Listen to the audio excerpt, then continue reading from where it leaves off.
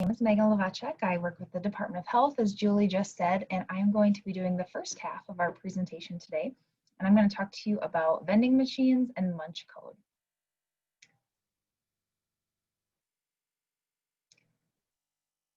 So the South Dakota Department of Health Munch Code was developed to really make snacking easier based on the traffic light system.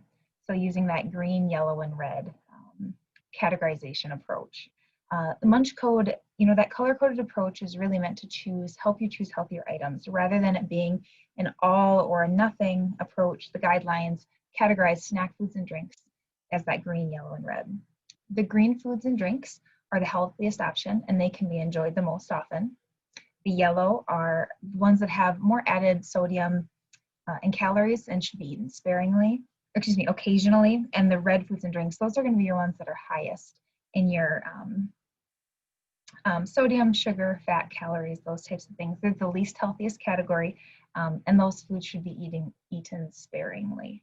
And so that's kind of the whole premise behind Munch Code, is using those colors to help people choose healthier snack options. Munch Code it's really important to note that as you may have noticed, I say snack foods, and that's really important. It's not necessarily a categorization system for meals. It's for snacks, but it's also an important note that it's for snacking when you're away from home. If you are doing your grocery shopping to eat things in your house, you might use a little bit different system. They might not fall quite into these categories. And that will make a little more sense as we learn a little more about Munch Code and how we decipher how things fall into green, yellow, and red. But that's something I want you to know and to think about as we're going through that. This is really meant for snack foods and drinks that are eaten on the go. So there are 3 programs and resources that are based on this Munch Code concept. That is the Healthy Concessions, Healthy Vending and Snack Bar program, and the Healthier Food and Beverages at Meetings and Presentations model policy. Healthy Concessions program is really meant for schools and out-of-school time activities that have some type of a concession stand at sporting and extracurricular events. Today, we're going to really focus on the Vending and Snack Bar program, as well as that Meetings and Presentations model policy, because that's more applicable to work sites. So we'll start off with talking about the Vending and Snack Bar program. The purpose is really to provide worksites with the resources, the knowledge, and the tools that are necessary to offer those healthier food and drink options in vending machines and snack bars to create a supportive environment for overall healthy living. And that last couple of words there, that's the important part, that supportive environment. That's where that PSE change comes in. If we want people to eat healthier, we have to make sure that they have an environment that offers some healthier options. So that's really the whole purpose and the key to the program. We want to achieve this by helping South Dakota businesses get healthier items in their vending machines, their snack bars, their cafeterias. And when I say snack bars, that could mean like a micro market concept that some of our larger businesses have. It could be, some call them canteens. It can kind of be a variety of things, but basically they're selling foods and snack foods and drinks outside of the vending machine is really what that comes to. And then larger businesses certainly have their cafeterias. So again, it wouldn't be using this program to categorize the meals that they're providing, but there's almost always that snack shelf somewhere in the cafeteria. So it would be used to categorize those items. We want to label using that green, yellow, and red, but another key component is we want to make sure the calorie content is visible at the point of purchase. And then the third thing is really getting businesses to implement some type of a policy that commits them to providing an environment that encourages that healthy eating habits and to continue to label things using Munch Code. The project is intended to inform employees about what they're eating and which choices are healthier. We talk about how we want it to make things more accessible, more appealing, and more affordable. It really is not designed to restrict choices. And I think that's a key component. Is we're not saying that you can't have any red items. We're just saying we want to decrease the number of red and increase the number of green and yellow. To help worksites implement this program, there's an excellent and a very comprehensive toolkit that Healthier Vending and Snack Bar Toolkit. And that includes a model policy, a policy implementation guide, and a project checklist. So we'll talk about the model policy just a little bit here. The image on this slide is not intended for you to be able to read that, because I know that that's too small and blurry to read. We put this on here really so you could notice the length of the policy. We wanted to show that it is very short, sweet, and easy to adopt at your worksite. You know, oftentimes when we think about policy, we think about this very long, multiple page document, confusing language and terminology, and that really doesn't have to be the case. It really is about just providing some basic outlines for information about that green, yellow, and red system.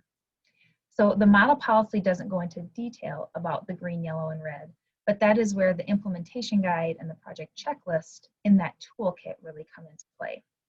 So the implementation guide, that really provides the Healthier Vending and Snack Bar standards. So these standards, that tells us how you can categorize green, yellow, and red. And they're really based, the goal is to establish clear guidelines for what can be found on the nutrition fact label to categorize them. And this is for foods, it's really based off of calories from saturated fat, trans fat, sodium, and sugar. For the drinks, it's really based on the calories per serving, fat content, any addition of caloric sweeteners, and the sodium content. The other thing is we really want these standards to also point out that calorie component, because we want it to align with the Food and Drug Administration regulation to make the calorie content of all items visible at the point of purchase. So we, as part of our program, we ask that businesses put a sign next to the items, or at least in a visible location in close proximity. Some places that do the vending machines, they put it right inside the vending machine, which is really cool. It takes a little more work and collaboration with the vendor to get the colors and the calories inside the vending machine, because that also means then that the vendor has to consistently put those products in the exact same place every time they fill the vending machine, which doesn't sound like too bad of a concept, but that is not the way it's usually done. The vendor will come with a box full of things depending on what was in the warehouse, and they will put them wherever they fit. And so by putting the information right in the vending machine, it takes a little bit more effort and work, but I really do feel like it can be more effective that way. Obviously, the second best thing is that sign in close proximity. We really do want it to be in an area where when they're looking and making their vending purchase, they can see that sign and it will impact their decision. They can't see the sign, or if the words are too small, or whatever the case might be, they probably aren't using that to help determine what they're going to pick from that vending machine. So as we look here, we'll dig into these standards a little bit. So the green food standards, they have to meet kind of two levels of criteria. The first one there is what we call our core criteria, and it has to meet one of those. Basically what's listed there are your 5 food groups. So it needs to be 2%, 1% or fat-free dairy, a whole frozen or dried fruit, fresh or frozen vegetables, a whole grain product, and then for the protein, it's that nuts, seeds, trail mix, or products that have nuts or seeds as the first ingredient. We see that most often in granola bars. We want them to either have whole grain as the first ingredient, or we want them to have a nut or a seed as the first ingredient, which is becoming more and more common. Of course, there are other things that fit that protein section too that we don't specifically list, but things like a prepackaged hard-boiled egg that would fit as a protein, or a small to-go container of peanut butter that would fit into that protein category. Now, once a product meets one of these 5 food groups, then we go down to that second tier, and it also has to meet the criteria listed there. So it needs to be less than 200 calories per item, less than 230 milligrams of sodium per serving. We want it to have 0 trans fat, or when you're looking at that nutrition fact label, we want it to say less than or equal to 0.5 grams of trans fat. Total calories from saturated fat, we want to be less than 10%, and calories from sugar, we want to be less than 35% of the total weight of that product. So when you're looking at this, it might be a little daunting. Some of these things are easy to see when you look at the nutrition fact label. Others, they have to be calculated out. And I'll get to a little bit more on how that can be done. It doesn't quite have to be too burdensome, and we have some tools to help with that process. But before I go into those, we'll talk a little bit about the yellow food standards. So this one only has a 1 tier that it has to meet. It does not need to meet the core criteria. So basically, if you have a granola bar and the first ingredient is not a whole grain, it automatically can't be a green. It needs to go to the yellow. And then you need to look at the nutrition fact label and see if it meets the criteria. There's only 2 differences in the nutrition criteria for yellow, and that's it does increase the calories a little bit. It goes up to 250 calories per item, and the sodium goes up to 480 milligrams of sodium per serving. The other items, that 0 trans fat, the 10% or less of saturated fat, 35% or less of that sugar, that's all the same as the green, but it doesn't have to meet one of those core criteria. The red group's our easiest group, right? Because if it doesn't meet green or yellow, then it's gonna fall down into your red. So that one's pretty simple. This one tells us a little bit more about our drink standards. So these ones aren't quite so heavy in looking at the nutrition fact label. It's a little bit easier to just look at the product and see where it fits. So your green drink standards, that's going to be water with or without carbonation, no flavoring additives or sweeteners, 2%, 1% or fat-free unflavored milk, and that can include your lactose-free or your soy drinks if you have those and need those available. 12 ounces or less of 100% fruit and vegetable juice. That needs to have no caloric sweeteners, and it needs to be 230 milligrams of sodium or less per serving. So that obviously is your vegetable juice, where we have to look at that component, right? Your fruit juice, you don't have to worry about the sodium content. The vegetable juice, you do have to take a look at that. And then any decaffeinated and unsweetened coffee and teas, including herbal teas, can fall into that green drink standard. And I can see at the top of my screen the chat is popping up a little bit, but I don't see the chat. So Megan Erickson, feel free to jump in and answer something if you see something in the chat that you think would be good to answer now, or we can wait till the end. So I just wanted to mention that. For the yellow drink standards, if it's more than 12 ounces, but it's 100% fruit or vegetable juice, it's gonna fall into the yellow. So whether it's green or yellow, we want it to be 100% fruit or vegetable juice. But if you're doing more than 12 ounces, it's gonna have to fall into that yellow. 2%, 1% or fat-free flavored milk falls into the yellow category. Any diet sodas will fall into yellow. And then really any other sweetened drink, as long as it doesn't have more than 40 calories per 8 ounces, it can fall into that yellow group. So those are your low-calorie sports drinks, your flavored waters, some of your sweetened teas, not all of them. You know, your Gatorade, your G2s, your Powerade Zeros, your Propels. Almost all of those fit into that yellow drink standard. The red drinks are really most anything else we haven't talked about yet. So energy drinks, regular sodas or sports drinks, any whole milk, fruit or juice drinks that are not 100% juice, and then, like I said, anything else that doesn't meet that green or yellow standard. One thing I wanted to mention, I'll actually go back a slide. So I had mentioned that we do have some tools. So we have a website, healthysd.gov, where you can look up more information about our Munch Code and our vending program. And I'll give you I have a slide with that link on there. But one of the tools that we have is a calculator. So it's a really nice way that you can take that product. You can, as long as you're looking at the nutrition fact label, you can pop those numbers into that calculator and it will automatically tell you if it is green, yellow, or red. So that's super helpful if this feels overwhelming for any worksite. And I think the other thing to keep in mind is once you have kind of your standard set of foods and drinks that you like to offer, there's always going to be new products that you may try here and there, but your general base products, they normally stay the same. So once you know if they're green, yellow, or red, you'll be able to keep that categorization. You'll know the calorie content for those. Now, of course, we want you to be thinking outside the box and be thinking of new green foods and drinks to add, right?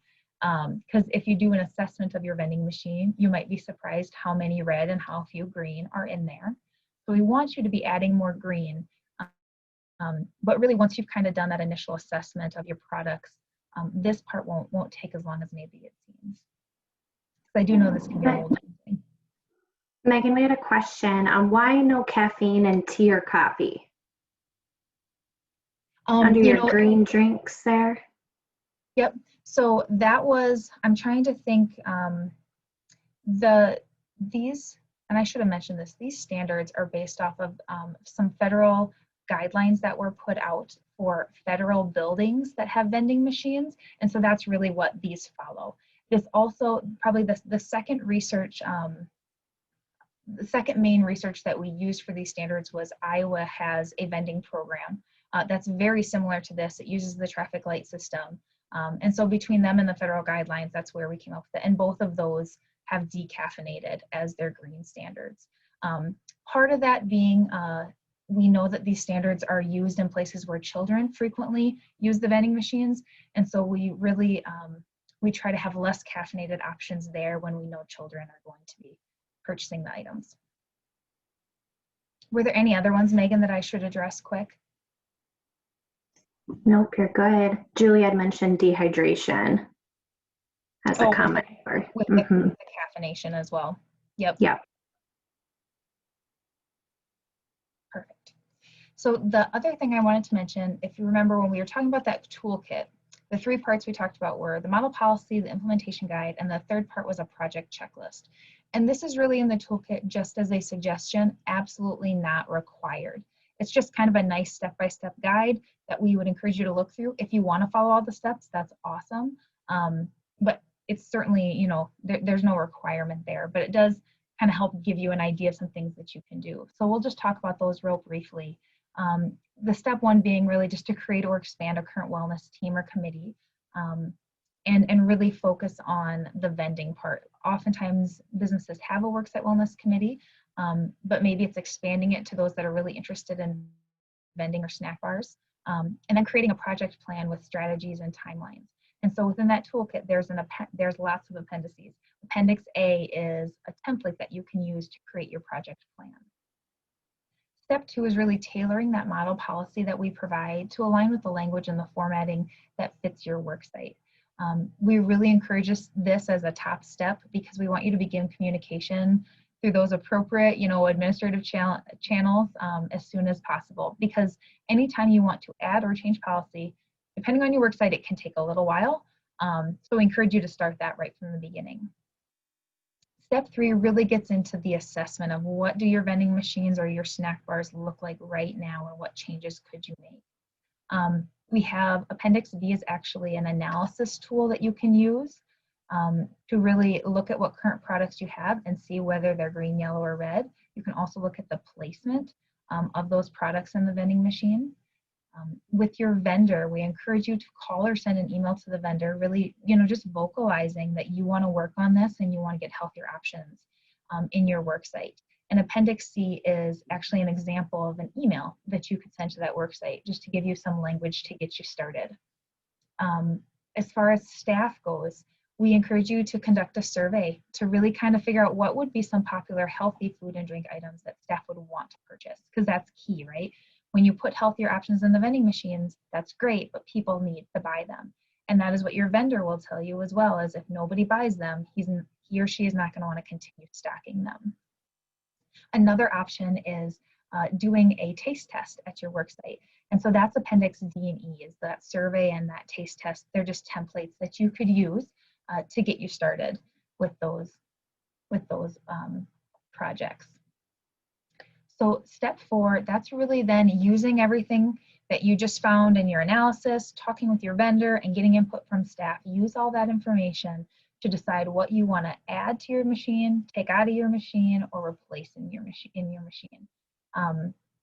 We have Appendix F in the toolkit. It's a master food and beverage list. So this is another nice tool in addition to that calculator that I think will help with the product part of it.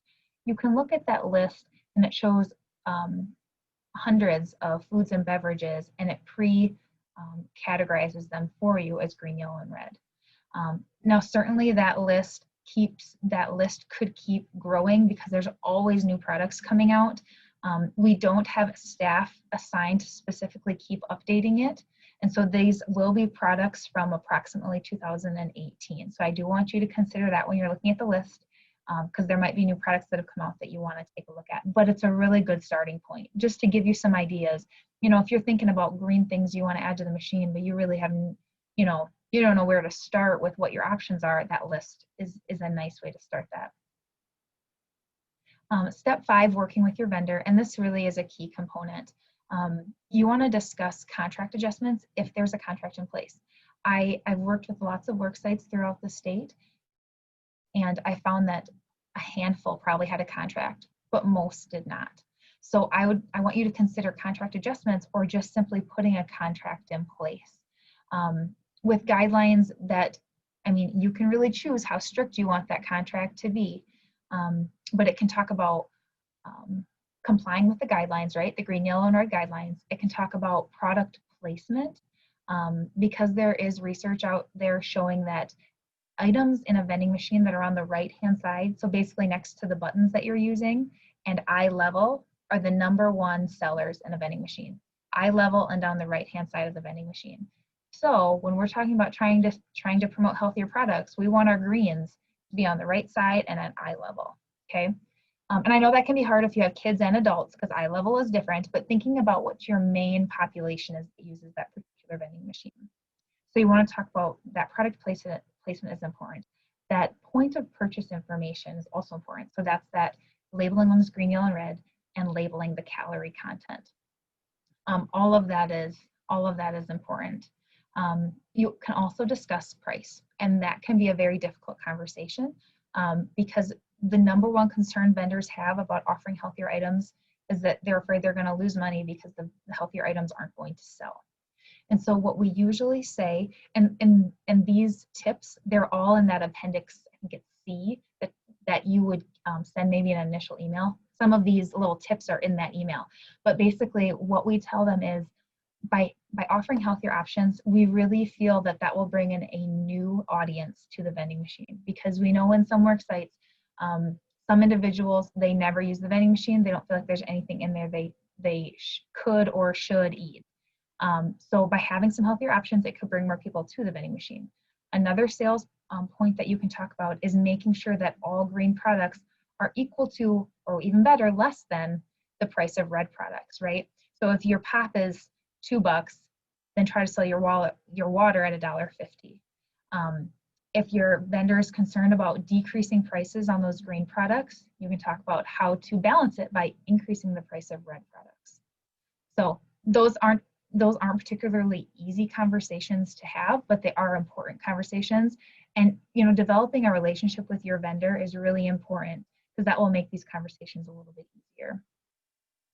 Step 6, when you have those new healthier products added, that's when you want to go in and label them as green, yellow, and red. Like I said, you can do that right in the vending machine, or you can put a sign on the outside of it. But there are some different stickers that we have available that you can request from the Department of Health. If you go on our website, you can request signage and stickers. The signage is a couple slides back. I had a picture of that vending machine with some signs on the top and the sides. You can ask to have some of those depending on what we have in inventory at the time. We have lots of stickers that we can send you that you can use. And then Appendix H has also a template of a sign that you could put up next to the machine if you didn't want to do it directly in the machine. And step 7 is really obtaining that final approval of the policy, right? So when we're talking about PSE change, policy is such an important component of that. These are some of those things that I mentioned out on our website. So if you go to healthysd.gov/munch/code-vending, and you guys will get a copy of our slides, so you'll have all of that. But it does have the signage and the stickers, the calculator, and the toolkit all on there. And I wanted to show you guys just a couple fun before and after pictures of different work sites that we've had. So this is Valero. This is an ethanol plant in Aurora. So before, you have a pretty typical vending machine, right? After, they actually purchased what's called a healthy vending machine. They worked with their vendor so that it had a healthy looking wrap. They used our signage, and because it's a combination machine and it's a refrigerated combination machine, that allows them to put some things in there that they couldn't before, like yogurts and string cheese and smoothie type drinks that they weren't offering before. This is the Rapid City YMCA Youth Center. And this one's, I know it's a little hard to see. In the first one, you can basically just see that there's lots of candy and chip options. On our after picture, you will still see quite a few red things there, but they added more green and yellow than they had before. And another big thing is that they are labeling it to try and help educate those kiddos on what some of the better options would be. This is our Black Hills Special Services office in Pierre. Basically, they just created a snack bar. They did not have vending machines. They did not have a snack bar, but they wanted to have some healthy options. So as part of a grant that we were doing, unfortunately, we don't have that grant available now. But as part of a grant, they used some of the money they received to purchase this nice stand, to bring in the refrigerator, and to purchase some of their products. So that looks very nice in their space. This is at Yankton Medical Center. So this one you won't notice a lot of difference at first. The main thing is probably the signage that they have. You can see on the after picture here on the left side of this picture, you can see this, that long list of, and it's hard to see the color code, but I think you can see the red really sticks out, right? So that's one way that they did it rather than putting the items in the machine. So that was a fun one to see how they made that work for their work site. This is Winter City Hall. At first they just had the gray machine. After they added a new machine for drinks, and I really love that you can tell that there's an entire 2 rows for water. So that was really cool to see.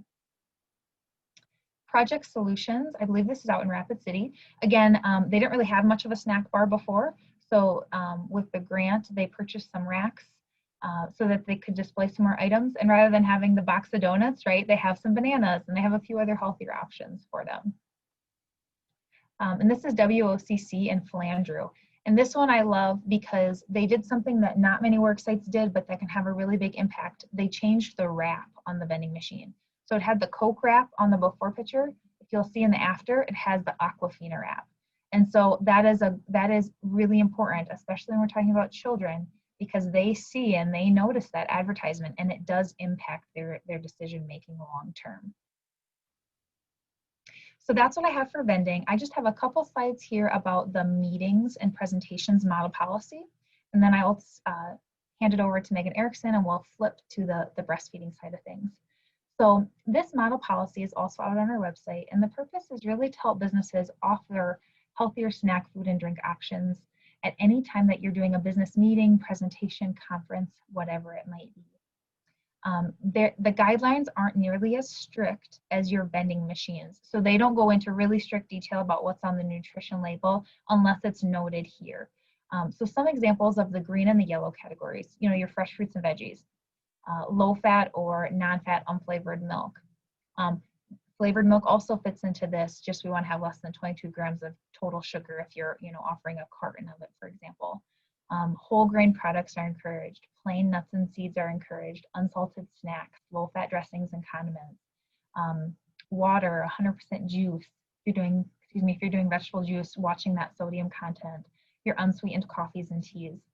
So we really encourage that if you're going to have some things set out, that they fall into the green and yellow category, and if you can label them in some way, not that you need to label each item, but maybe you just have a little sign like this is the section with the green and yellow options. You know, it's just a way to do some education and to show that you are being supportive of a healthy environment. You know, these are options of your more typical red offerings, right? Your regular sodas, and then this gets a little more into the nutrition fact label where it talks about things with more trans fat, more sodium, more calories, that sort of thing. But really, it's not, this model policy isn't as much about looking at the red as it's looking at that green to give you more ideas of what you could be setting out as some healthier options. And you can also find this at healthysd.gov. The fastest way to find it is just to search the word meetings, and it will pop up as a model policy that you can take a look at. So with that, I will turn it over to Megan Erickson, and I will, if people have more questions, I can answer those at the end as well.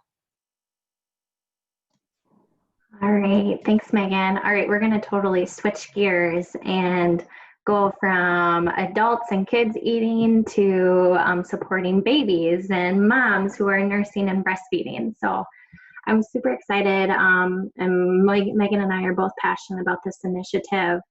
So this was, oh gosh, implemented. Our first pilot was started back in the spring of 2015. So it's already been 5 years, which is super exciting. But this is the South Dakota Breastfeeding-Friendly Business Initiative. And this initiative is funded through the Department of Health. And then they partner with SDSU Extension, who I represent, and I help assist carry out statewide expansion efforts.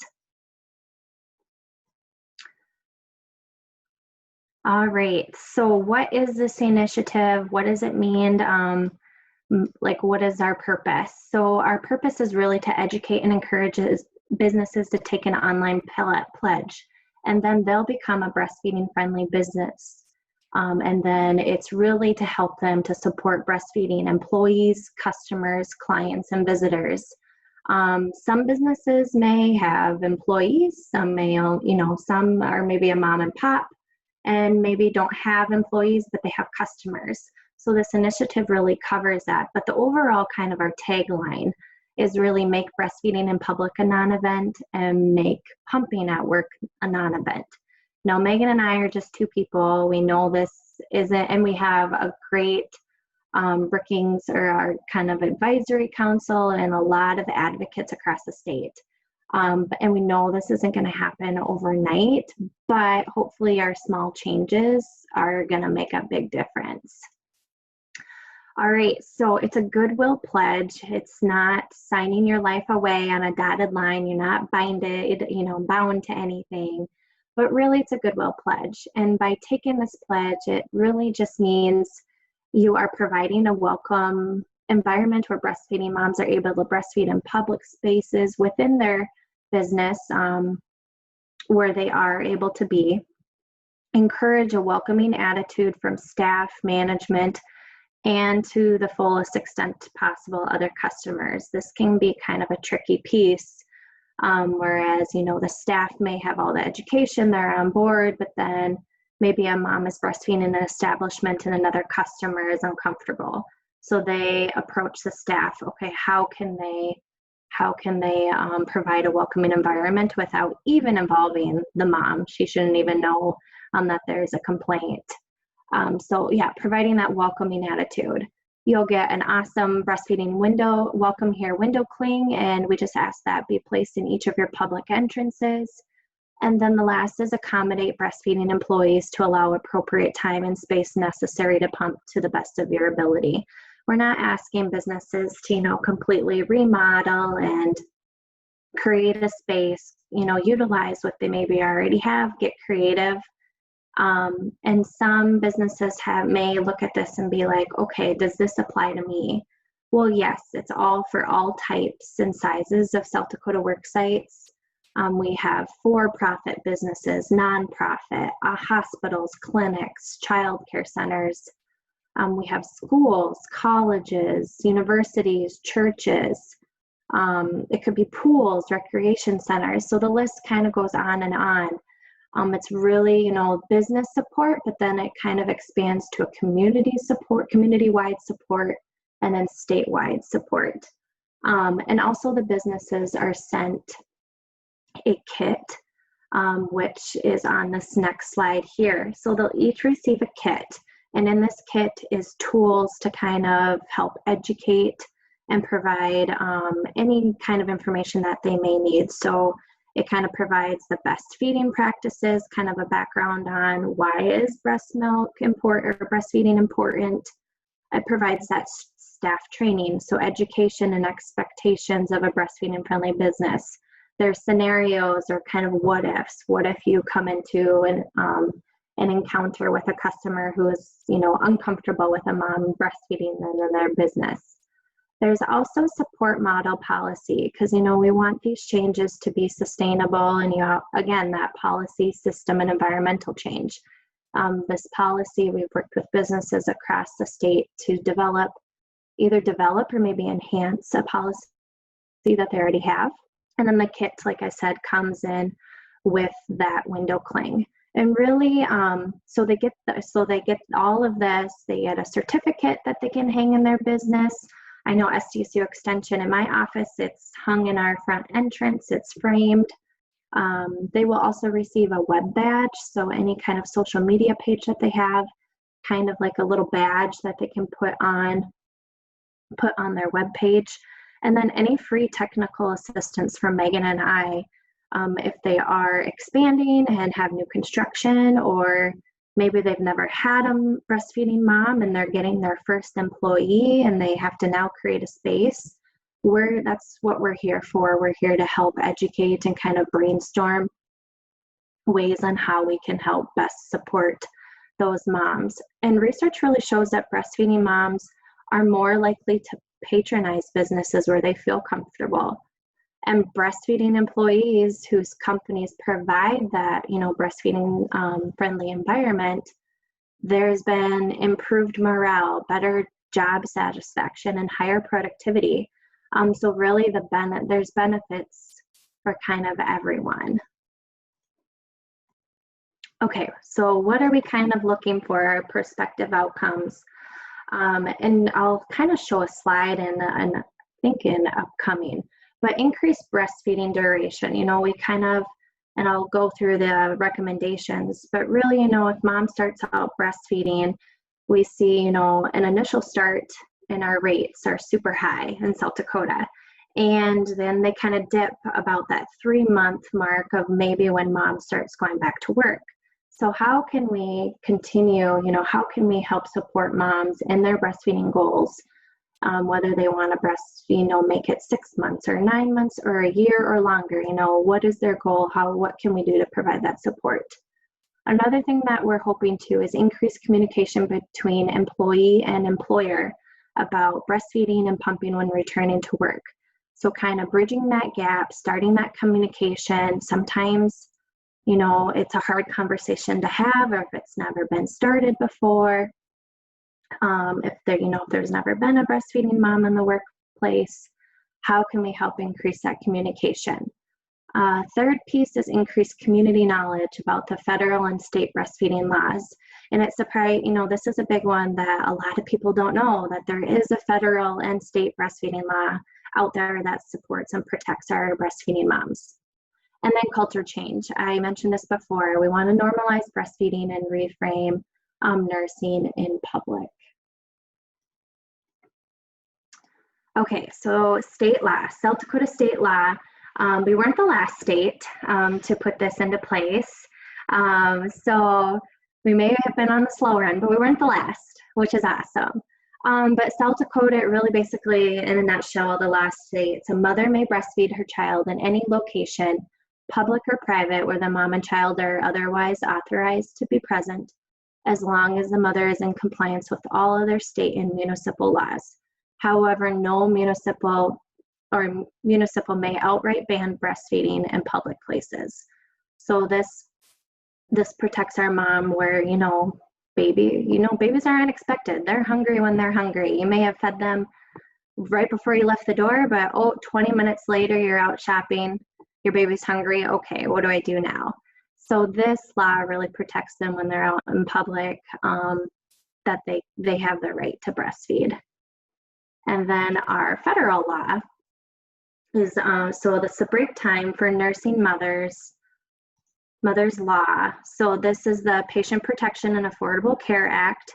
It really provides, there's two kind of aspects: a reasonable break time for an employee to express milk for her nursing child for 1 year after the child's birth each time such employee has need to express the milk. So provide a reasonable break time. And then the other one is a place other than a bathroom that is shielded from view and free from intrusion from coworkers and the public, which may be used by an employee to express breast milk. And that one is surprising. It's surprising that people think that a bathroom is an acceptable place to nurse a baby. So again, it's just providing, that knowledge on these laws that are in place, and just, kind of helping communicate that, no, that's not an acceptable place. How about we, try this place instead? So this is the federal law protecting our employees when they return to work. Okay, so with the federal law, the break time law, there are some limitations, major gaps in coverage. And Megan Lovacek, intervene if I miss anything or say something that's wrong. But it really covers non-exempt employees only. So employees who are non-exempt from Section 7 are entitled to breaks to express milk. This basically means it only covers hourly workers eligible for overtime. This initiative also ensures that all women, hourly and salary, are provided with the time and space they need. So there is a misconception, our common misconception is that employers with 50 or less employees do not need to follow this. But all employers are required by law to follow this. And if you are a business that has less than 50 employees, you have to apply or fill out an application and apply for undue hardship. And then that's the U.S. Department of Labor determines if it's granted. And correct me if I'm wrong, Megan, this is probably really hard to get granted. Yes, absolutely. Is my understanding. Yep, when I've talked to representatives at the Department of Labor, they basically said their goal is to work with any worksite that sends in this form to find some way to accommodate their employees. I think the other thing that happens is this form isn't necessarily filled out that often. It really only comes up if a mom would file a complaint. And unfortunately, that doesn't happen as much as we know that it should.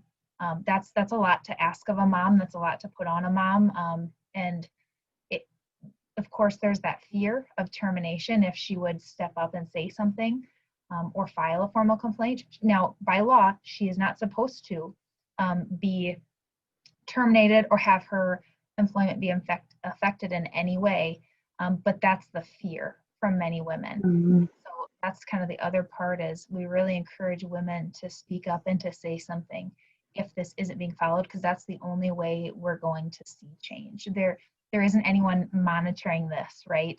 It's really up to that mom to speak up, to say if the employer is not meeting the federal law requirements. Yep, and then that employee has to file a complaint with the U.S. Department of Labor. So again, it's, working and educating moms too of what their rights and what these laws are, and just helping them have that hard conversation with their employer. That is another thing that this initiative has really helped with moms. All right, so the recommendations for the American Academy of Pediatrics. So what their recommendations for breastfeeding, so exclusive breastfeeding for about the first 6 months of a baby's life, followed by breastfeeding in combination with the introduction of complementary foods until at least 12 months of age, and continuation of breastfeeding for however long is mutually desired by mother and baby. And again, we're really supporting, we want to support whatever that mom's goal is. What are their breastfeeding goals? So this is really to help them meet their goals wherever it may fall. Okay, so health benefits. So like I've kind of mentioned before, not only with, a breastfeeding friendly environment, but health benefits of breastfeeding in general, from child to mom, and then there's the business benefits from all of this. So child, fewer and less severe instances of short-term illnesses, lower risk of asthma, eczema, leukemia during childhood, a decreased risk of both childhood and adult obesity and type 2 diabetes, decreased risk of SIDS. And then the mom, they have lower rates of, some of our chronic illnesses, diabetes, breast cancer, postpartum depression. And if you think like the child is, with breastfeeding, it's been shown that, fewer sicknesses, well then on the work side, moms then are missing less work. They're satisfied more at work. So it's kind of a return of investment from the business as well. If, it kind of benefits everybody, kind of a trickling effect. All right, so in South Dakota, breastfeeding statistics. So this, I think it's every 3 years we get, or Megan, she knows our stats. Every 3 years we get this, or is it every year and then?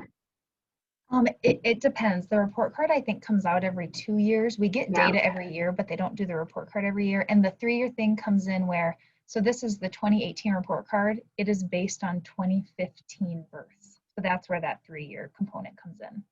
Yeah, so it was hard to know, like, okay, our efforts with the initiative, are we making a difference, you know?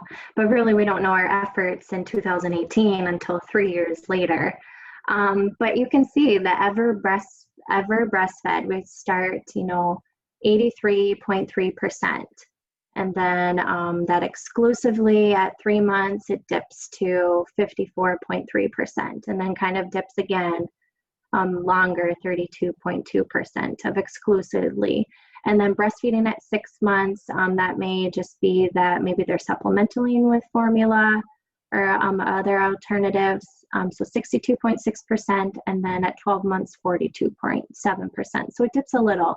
So again, back to our purpose, we kind of want to increase these numbers over time to kind of, we want to increase those breastfeeding durations. So this kind of shows, and I think our ever breastfed, we're, if not at or a little above the national average. So South Dakota has done good, has made a lot of strides in this area, I feel like, and there's only more and so much more that we can do. Okay, this always makes me so happy considering where we started. So currently we have 684 breastfeeding-friendly businesses in South Dakota who's taken that pledge. It might actually have been more of, some of our businesses have trickled in over the past few weeks. So we started at 0, back in 2015. Our pilot, in Brookings, we didn't know what to expect, and we got 100 pledges. And it's only grown from there. So we're super excited to show kind of the statewide effort that we have made. All right, so the breastfeeding accommodation forms, this was recently developed with the intention of being used in conjunction with the standard FMLA paperwork to ensure that all pregnant women are aware of their rights. And it also acts as that communication tool that I talked about before between the employer and employee to proactively work together to work on a plan. What are their breastfeeding accommodation needs when mom comes back to work?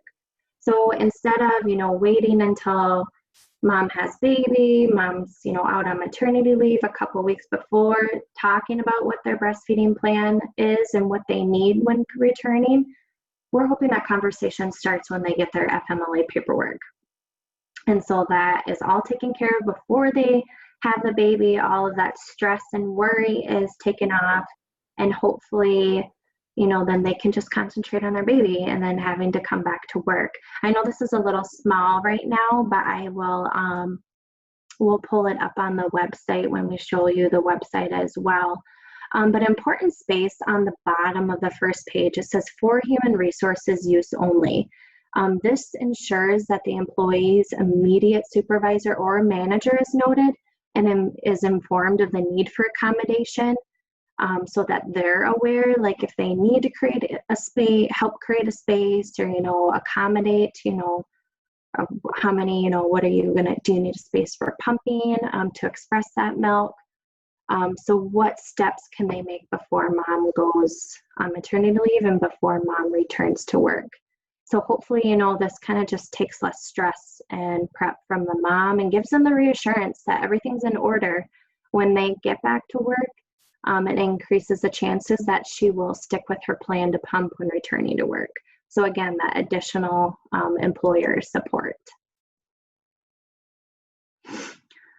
All right, so recently we just got done kind of tallying up all the results from this grant. We provided worksites, a grant from 2018 to 2020, kind of a mini grant. Worksites could apply for up to $1,000 to create either a new lactation space, either improve an existing space, or you to kind of utilize an innovative space saving idea. So maybe they had multiple locations or just frankly didn't have space at all, or maybe they had employees who traveled often. So what could we kind of get creative and do? We were able to fund 23 work sites, and all work sites took the pledge and implemented a breastfeeding support policy. The pledge is really the first step in creating change. It brings awareness to the cause, allows businesses to publicize and show their support for breastfeeding moms. The next step was this grant to really help create that sustainable policy system and environmental changes.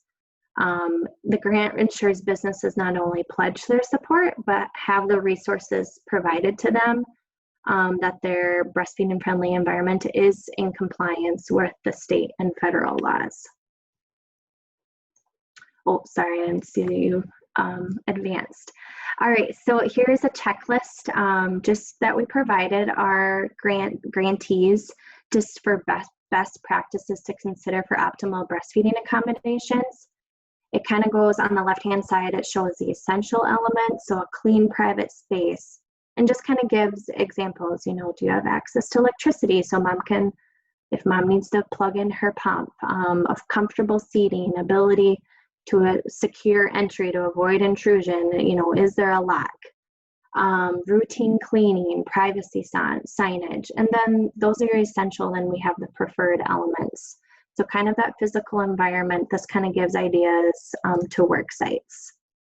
And then also there is the physical environment. So we talked about communication. So signage, it just kind of gives ideas and brainstorms of what are the essentials, what should you have? And here are some ideas to kind of take it a step further that would be preferred. Okay, now we're getting into the fun part and pictures, before and after pictures. So this, we were super excited to work with schools. So this is Dubrook Area High School. Before, they had a dingy bathroom, hardly was being used, that they, with the help of their custodial staff and some, we'll have Megan flip over, and they took out the toilet, painted the walls, put carpet in. You can see a comfortable chair there. They have a mini fridge and a microwave. It was already great that I had access to a sink so mom could wash anything that she needed. So just kind of a space that maybe was underutilized or not used to its best potential. Solution was awesome. And, this is free for, use of the employees, but also visitors. So if there was basketball games or other activities. Aspire, this is located in Aberdeen, a nonprofit organization. This was a space in between the bathroom and the hallway. So kind of a coat room, pretty empty, kind of there's a mirror there, but otherwise kind of a wasted space. So they were able to create, oh, this is so pretty. I've seen these so many times. But yeah, a comfortable chair. There's a mirror there still, some decor that they added. The curtain pulls, so it's, people can still access the bathroom, but the curtain's shut to provide privacy for the moms. There's a lamp. I don't know, the ambiance here is a good vibe for me. So something fun that they were able to create. And I think, okay, yep. And this is another space. They provide signage on their bathroom door, and then they also have this portable screen that they could put up for extra, for privacy too in other areas. And one other quick thing to note about this one, because we did say it's a space between the hallway and the bathroom, there is a door that you have to go into to get from the lactation room into the bathroom. So that was kind of key, because when we first got the application, we're like, nope, if it's like an open space into the bathroom, that's not meeting federal requirements. That's not what we want to support. But because they have a door, if you look, oh, I don't know if it shows it here. Let's look on the picture right here. On the left. You can see the hinges there. That door is there and will close when someone's going into the bathroom. So there's two doors. There's the main door, and then there's the other door. So we do like to make that clear too, that we really want a distinct separate space from a restroom. But this was one way to use an open space because there was that door there. Sorry, Megan. No, that was good. So Brookings United, I'm just looking at my time and I'll speed through these here. Brookings Area United Way, before it was kind of an office for storage, kind of wherever they threw kind of extra things. So just kind of underutilized. So basically they just cleaned it up, provided a nice chair. You can see the cabinet with some toys and books. So if the mom had siblings that were there, they could play with their toys and read books afterwards. And basically this kind of spruced it up and kind of created a space that they weren't using. And this is great if they have visitors that come in through, they can utilize this space as well. Okay, Sureco. This was cool. So you can see they had a door with a window and they just kind of put tape cardboard over it. There was a couple desks, kind of storage area too. There's a few chairs, kind of odds and ends, kind of that space of where you just throw everything in. And I love what they did. So cleared out the desk, or that desk, created, put some new blinds on the windows, a chair, mini fridge, anything that a mom really needs, some reading materials. They provided, some decor, a nice rug, really. And I think the next picture shows the door. Yep. So an employee created that sign, please do not disturb. And again, so much better than the cardboard over the window. And you can see above the fridge, that's where they decided to display their certificate that they get. So this is, and they had a lot of great, I'm trying to think if this is the one, a lot of great success and feedback from the employees and staff. NB is a business in Sioux Falls, and this is just an example of a flexible lactation space. They didn't necessarily have any spaces, but these were portable and they have multiple locations in Sioux Falls. So they're kind of like their kits almost, but flexible lactation spaces. They have a chair, a foldable thing, and a table and like a little mini fridge. Sorry, I got it. And no, you're good. And this is another portable option. This was, I'm trying to think, a place out in Rapid City. They also had multiple locations, and this is a portable option, just a pop-up tent, and how they kind of made it work. Some nice signage, where you never know what to expect with a pop-up tent, but it's nice and spacious and it can be moved wherever you need. So these are some options that we brainstorm with our businesses. Here is our website, healthysd.gov/breastfeeding. Businesses can go to this website to take the pledge. All of our materials that you get in the kit, the breastfeeding accommodation form, you're able to download them on our website. You also get listed, if you take the pledge, you're listed on the website, so you can view all of the websites or go by town or city to see which businesses in your area or town have taken the pledge. All right, so I did not leave much time, but thank you so much for having Megan and I. Our contact information is on the screen now. If there are any last minute questions, we can ask, but if there's anything that comes up, please feel free to call or email us.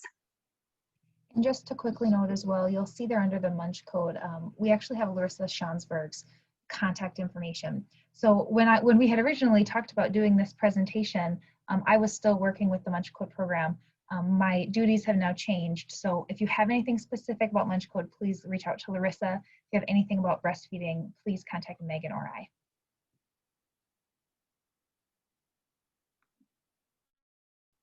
So in the chat box, I just want to point out the SurveyMonkey survey. Just if you could take a moment and fill that out, that would be great. If we have your name and email, you'll be getting a copy of the slides and then that link as well, the evaluation link. Any questions last minute? They did a great job of covering everything. Thank you so much for devoting a lot of time to those two very important subjects. Last minute questions? Looks like everybody's well informed. I don't have a question. I just wanted to say thank you. Like Julie said, this is excellent information. We appreciate it.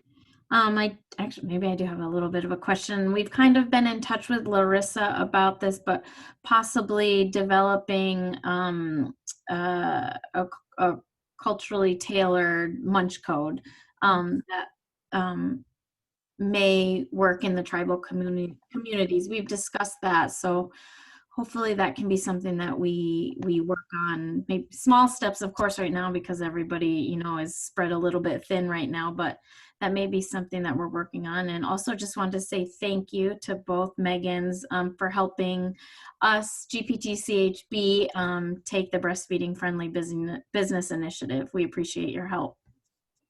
Thank you guys for pledging. And that would be great if you could do a new spin on Munch Code that you feel like would really resonate. I think that would be awesome. And Megan and I, and like we work with an advisory council with a lot of different members from across the state, but a lot specifically from the Brookings area. We would love to work with tribal communities on businesses taking the pledge or creating other resources that maybe are tailored to be a better fit if that's a need. So we would love to work on any partnerships in both of these areas. That sounds good. We will connect with you guys and keep you guys up to date then. Awesome. All right, just a reminder, we do this monthly. The next webinar will be September 9th, 2020 with an email invite forthcoming. So thank you, everyone. Take care.